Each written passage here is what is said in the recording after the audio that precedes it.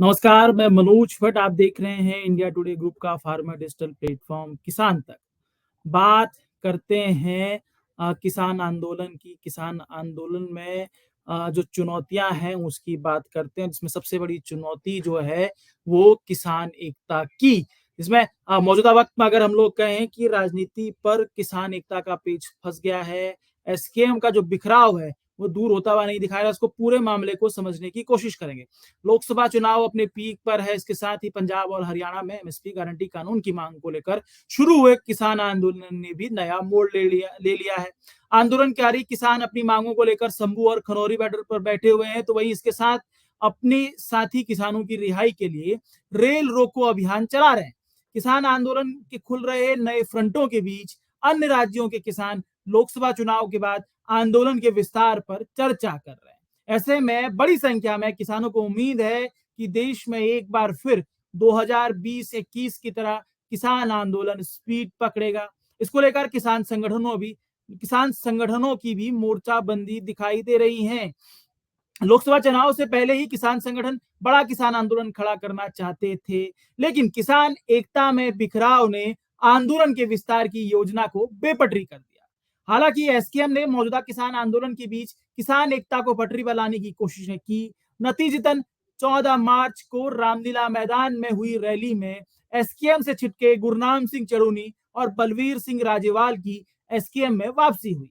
तब से ये कयास लगाए जा रहे हैं कि लोकसभा चुनाव के दौरान या उसके बाद एसकेएम और एसकेएम गैर राजनीति को भी एक मंच पर लाया जाएगा, जिससे किसान आंदोलन को विस्तार दिया जा सके। लेकिन अभी तक राजनीति की वजह से किसान एकता पर पेच फंसा हुआ दिखाई दे रहा है, जिसमें एसकेएम का बिखराव दूर होता हुआ नहीं दिखाई दे रहा है। आइए इसी कड़ी में पूरा मामला समझने की कोशिश करते हैं। इसमें सबसे पहले समझेंगे एसकेएम की भूमिका, एसकेएम के स्वरूप को। अगर हम लोग बात करें 3 कृषि कानूनों के खिलाफ जो 13 महीने जो आंदोलन चला था, वो एसकेएम के ही बैनर तले चला था और इस एसकेएम के बैनर तले ही मौजूदा वक्त के सभी किसान नेता शामिल थे।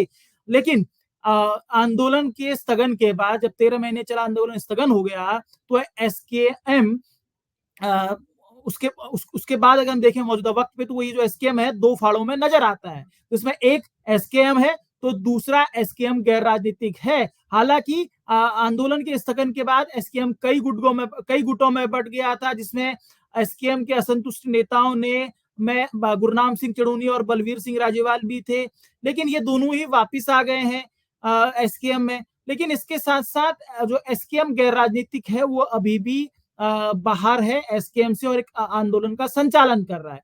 ऐसे में एसकेएम का जो कि अगर हम पुराने स्वरूप के एसकेएम की बात करें, तो ये पुराना स्वरूप का एसकेएम 3 मोर्चों पे बटा हुआ दिखता है, जिसमें सरदार वीएम सिंह का एक मोर्चा है जो पूरा फिलहाल अभी साइलेंट है, तो वहीं दूसरे मोर्चा एसकेएम गैर राजनीतिक और जो पुराना एसकेएम है उसका दिखता है। अब बात करते हैं कि किसान एकता कहां पर फंसी हुई है, क्या किसान एकता को लेकर कोशिशें नहीं हुई है।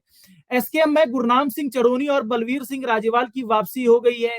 ऐसे में सवाल यह है कि क्या आंदोलन कर रहे एसकेएम गैर राजनीतिक और एसकेएम के बीच किसान एकता के लिए मतभेद खत्म करने की कोशिशें हुई या नहीं हुई। इसकी पड़ताल की जाए तो समझा जा सकता है कि किसान एकता के लिए हरियाणा की सरुखा पंचायत के साथ ही किसान नेताओं ने भी कोशिशें की थी, जिसके तहत रोहतक के टिटोली गांव में कुंडू खाप के नेतृत्व में सरोखाप में किसान संगठनों को किसान एकता के लिए 16 मार्च तक का अल्टीमेटम दिया गया था। इस पर बात करते हुए गुरनाम सिंह चड़ूनी ने मैंने इस पर गुरनाम सिंह चड़ूनी से जब बात की तो उन्होंने बताया कि सरोखाप ने कोशिशें की थी, लेकिन एसकेएम गैर राजनीति के प्रतिनिधि शामिल नहीं हुए और बाद में टिटोली में चल रहा धरना भी खत्म हो गया।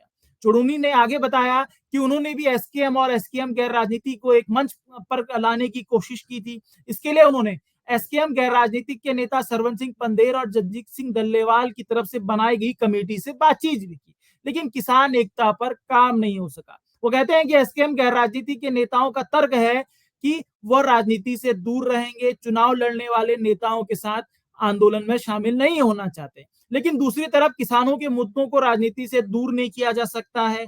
चड़ूनी कहते हैं कि किसान उनकी समस्या के समाधान के तौर पर उनको ये प्रस्ताव दिया गया था कि एकता को बनाए रखते हुए आंदोलन में किसान संगठनों के गैर राजनीतिक चेहरों की कमेटी बनाए जो आंदोलन को आगे बढ़ाएगी।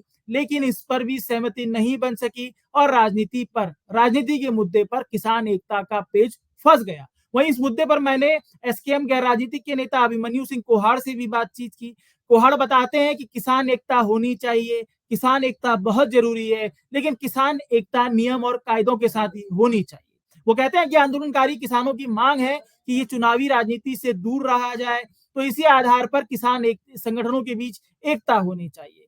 ये आपने समझा कि मौजूदा वक्त में जो किसान आंदोलन चल रहा है वो किस तरीके से जिसको महसूस की जा रही है कि किसान एकता हो, पुराना एसकेएम फिर से स्टैब्लिश हो, या किसान के मुद्दों पर एमएसपी गारंटी मुद्दे के समाधान के लिए एक बड़े किसान आंदोलन के लिए जिस तरीके से किसान संगठनों की एकता की कोशिश एक आम किसान के नजरिए में है, लेकिन मौजूदा वक्त पे एसकेएम जो है उस पर जो बिखराव है उसका वो बिखराव दूर होता हुआ नहीं दिखाई दे रहा है। एसकेएम के दो प्रमुख धड़े अलग-अलग मोर्चों पर एक्टिव हैं और उनके बीच जो उनके बीच एकता का पुल स्थापित करने की जो कोशिशें हुई हैं अभी तक का, वो भी असफल साबित हुई हैं और दूर-दूर तक फिलहाल कोई कोशिश नजर नहीं आती। ये हमारी छोटी-सी कोशिश थी, आपको ये हमारी कोशिश कैसी लगती है ज़रूर बताइएगा। अगर आपको हमारा ये कार्यक्रम पसंद आता है तो हमें शेयर, सब्सक्राइब, लाइक ज़रूर कीजिए। इसी के साथ इजाज़त दीजिए, आप सबसे फिर मुलाकात होगी। अगर ये वीडियो आपको पसंद आया है तो इसे लाइक जरूर करें।